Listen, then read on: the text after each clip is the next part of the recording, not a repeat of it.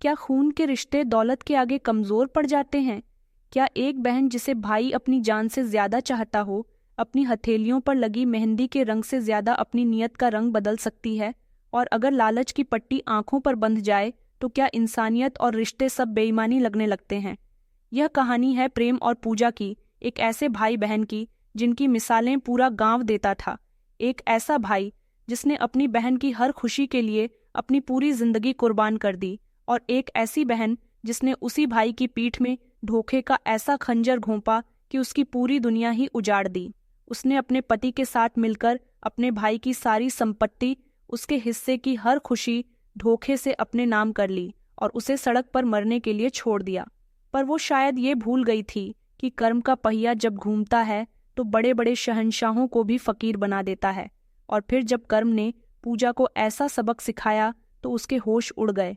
दौलत, शोहरत, सब कुछ मिट्टी में मिल गया और वो रोते हुए घिसटते हुए उसी भाई के पैरों में आ गिरी जिसे उसने कभी ठुकरा दिया था। ये कहानी है उस अटूट विश्वास, उस गहरे धोखे और उस इंसाफ की जिसे कोई अदालत नहीं बल्कि खुद वक्त करता है। लखनऊ के पास गोमती नदी के किनारे बसा एक हरा भरा शांत सा गांव था, सीतापुर। इसी गांव के बीचों बीच आम के एक पुराने बाग के पास एक बड़ी सी पुश्तैनी हवेली थी। ये हवेली सिर्फ ईंट पत्थर का एक ढांचा नहीं बल्कि चौधरी हरनारायण सिंह के खानदान की इज्जत, उनके सम्मान और उनकी बरसों की मेहनत का प्रतीक थी। चौधरी साहब गांव के सबसे सम्मानित और अमीर जमींदार थे, पर उनकी असली दौलत उनकी जमीन जायदाद नहीं बल्कि उनके 2 बच्चे थे, बेटा प्रेम और बेटी पूजा। प्रेम कोई 25 साल का लंबा चौड़ा, शांत और बेहद समझदार नौजवान था। उसकी आंखों में एक गहरी ईमानदारी और दिल में अपने परिवार के लिए बेपनाह प्यार था। उसने शहर के बड़े कॉलेज से एग्रीकल्चर में डिग्री ली थी और अब अपने पिता के साथ मिलकर खेतीबाड़ी के काम में नए नए तरीके अपनाकर उसे और आगे बढ़ा रहा था। वो कम बोलता था, पर जब भी बोलता उसकी बातों में ठहराव और एक समझदारी होती थी। उससे 5 साल छोटी थी पूजा।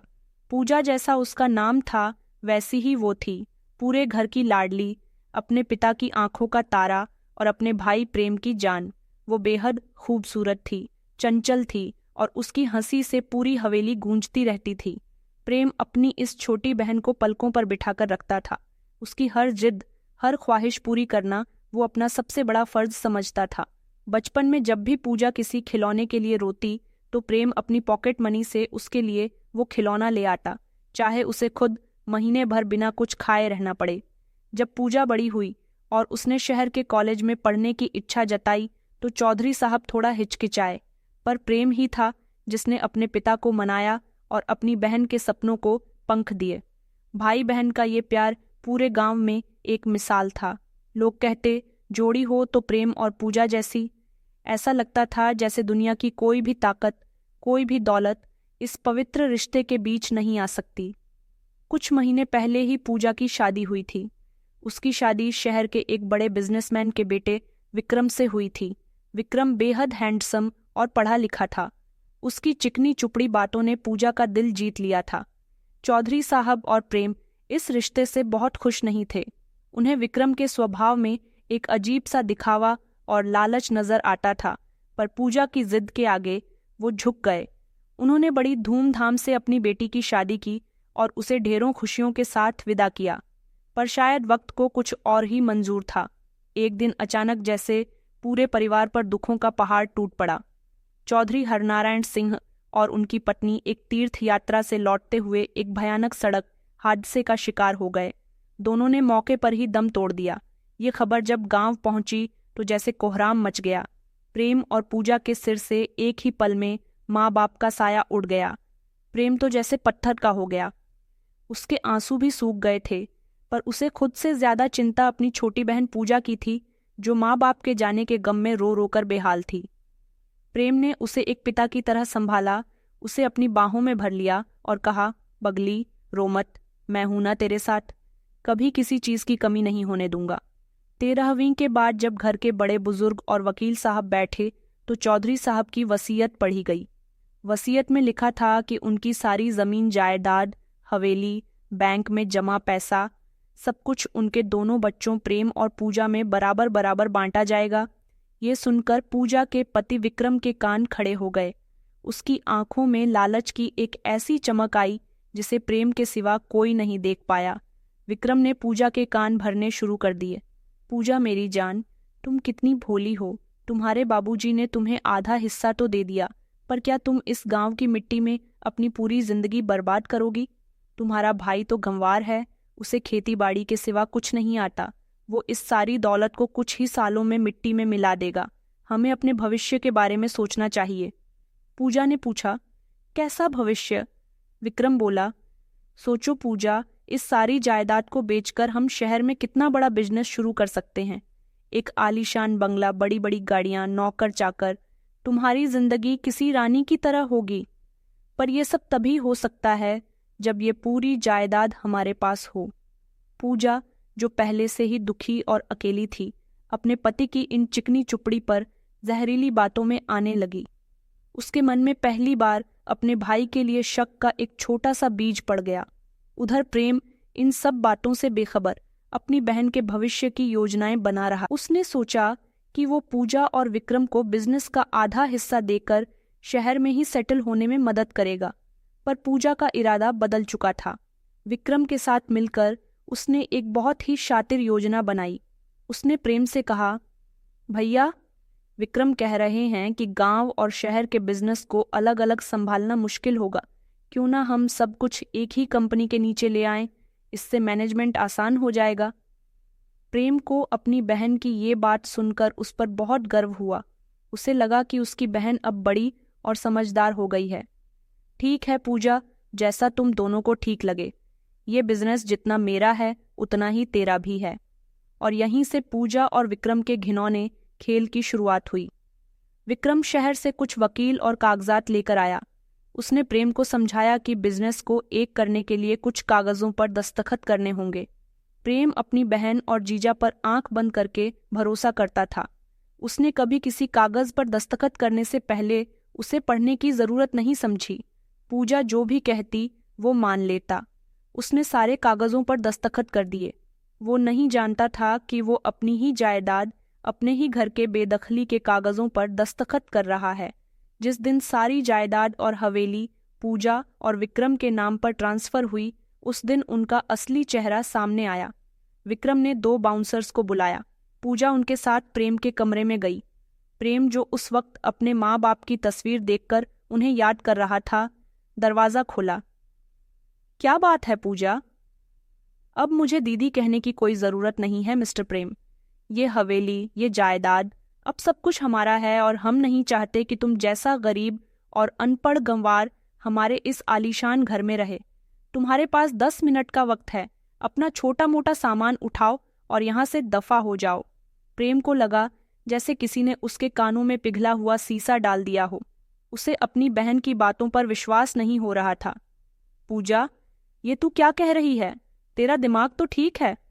मेरा दिमाग बिल्कुल ठीक है, विक्रम ने कागज दिखाते हुए कहा। ये देखो कागज, इस पर तुम्हारी ही दस्तखत है।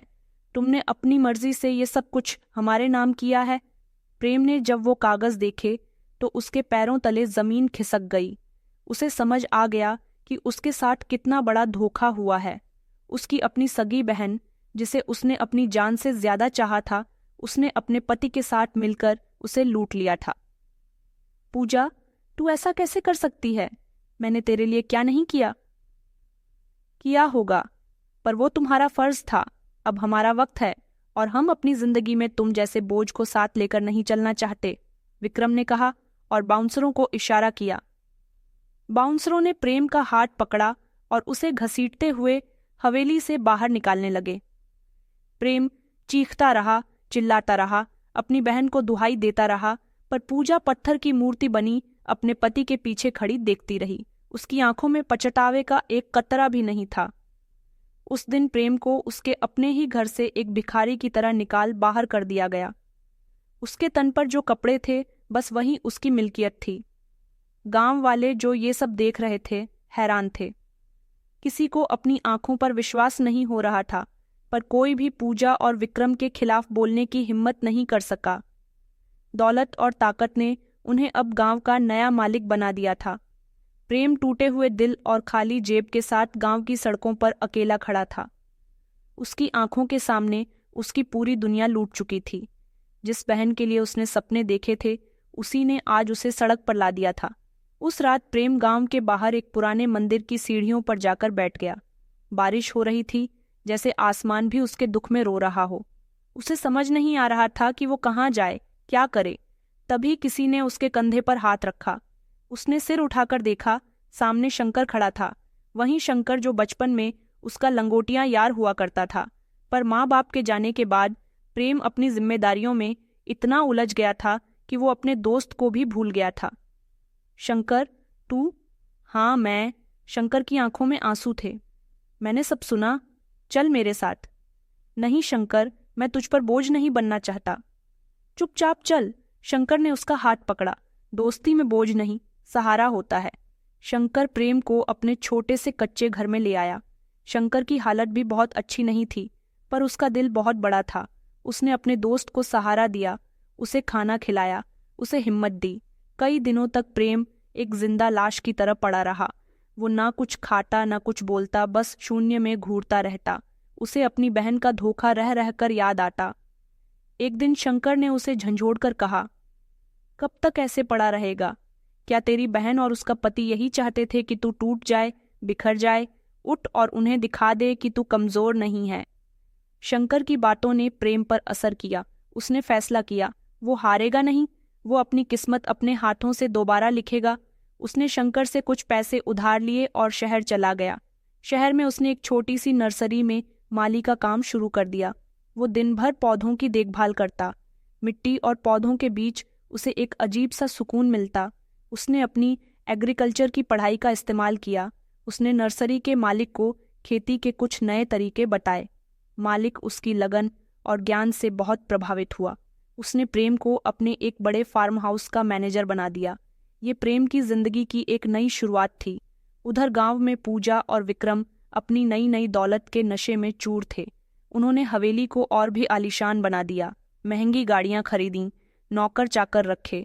वो हर रोज पार्टियां करते, शहर के बड़े बड़े लोगों को बुलाते। विक्रम ने बिजनेस को संभालने की कोशिश की, पर उसे खेतीबाड़ी की कोई समझ नहीं। वो बस पैसों को पानी की तरह बहा रहा था।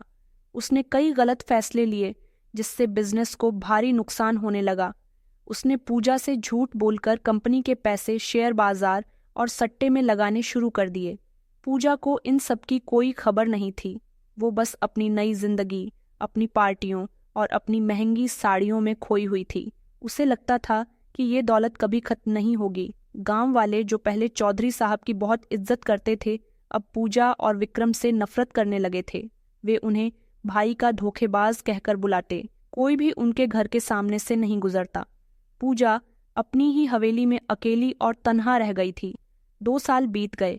इन 2 सालों में प्रेम ने अपनी मेहनत और लगन से उस फार्म हाउस की काया पलट कर दी। उसने वहां ऑर्गेनिक खेती शुरू की, नए नए फलों और सब्जियों की किस्में उगाईं। जल्द ही उसका फार्म हाउस शहर का सबसे बड़ा ऑर्गेनिक फूड सप्लायर बन गया। नर्सरी का मालिक, जो अब बूढ़ा हो चला था और जिसका कोई बेटा नहीं था, उसने प्रेम को अपना बेटा मान लिया। उसने अपनी सारी जायदाद, अपना सारा बिजनेस प्रेम के नाम कर दिया। प्रेम, जो 2 साल पहले सड़क पर था, आज एक बहुत बड़ी एग्रो कंपनी का मालिक बन चुका था, पर सफलता उसके सिर पर नहीं चढ़ी। वो आज भी उतना ही विनम्र और जमीन से जुड़ा हुआ था। उधर पूजा की दुनिया ताश के पत्तों की तरह ढह रही थी। विक्रम के सारे गलत फैसलों और सट्टेबाजी की लत ने उन्हें पूरी तरह से कंगाल कर दिया था। बिजनेस ठप हो चुका था। बैंकों का कर्ज सिर पर चढ़ गया था। जब पैसा खत्म हो गया तो विक्रम का असली चेहरा सामने आया। वो पूजा के साथ मारपीट करने लगा और एक रात वो घर में बचे खुचे गहने और नकदी लेकर हमेशा के लिए गायब हो गया। अब पूजा अकेली रह गई थी। नौकर चाकर उसे छोड़कर चले गए। महंगी गाड़ियां बिक गईं। अब नौबत यहाँ तक आ गई कि हवेली भी नीलाम होने वाली थी। पूजा, जो कल तक करोड़ों की मालकिन थी, आज दाने दाने को मोहताज हो गई थी। जिन दोस्तों के साथ वो पार्टियां करती थीं, आज कोई उसका फोन तक नहीं उठाता था।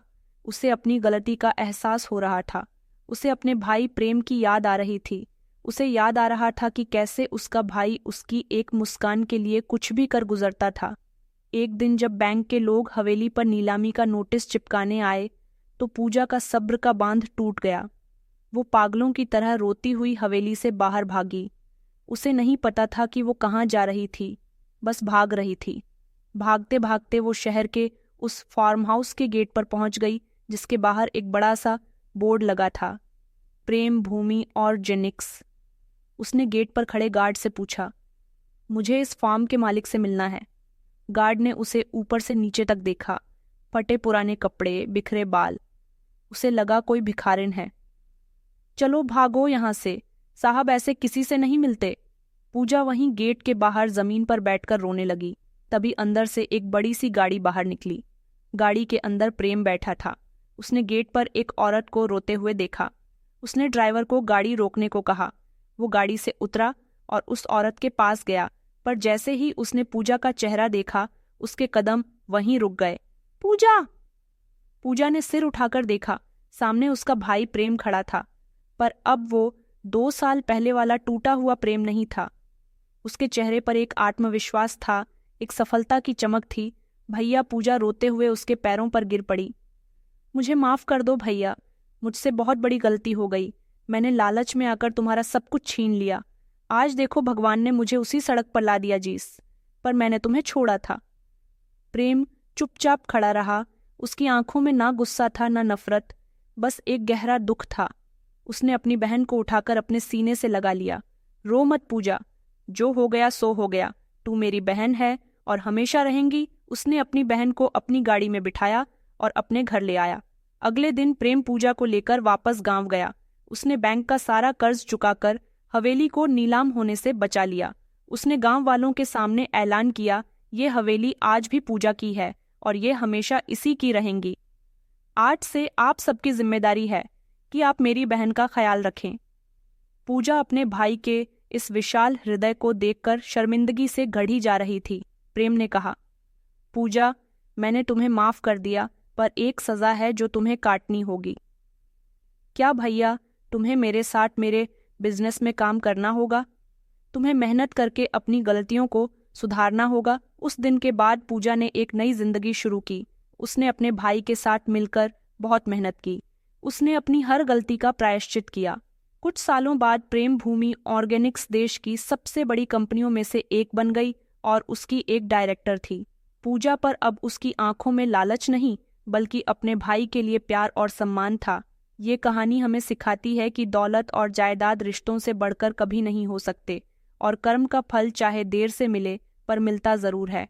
तो दोस्तों, अगर इस कहानी ने आपके दिल को छुआ है तो इसे लाइक करें। कमेंट्स में बताइए कि आपको इस कहानी का कौन सा हिस्सा सबसे ज़्यादा अच्छा लगा। इस कहानी को ज़्यादा से ज़्यादा शेयर करें और ऐसे ही और कहानियों के लिए हमारे चैनल को सब्सक्राइब करना ना भूलें। धन्यवाद।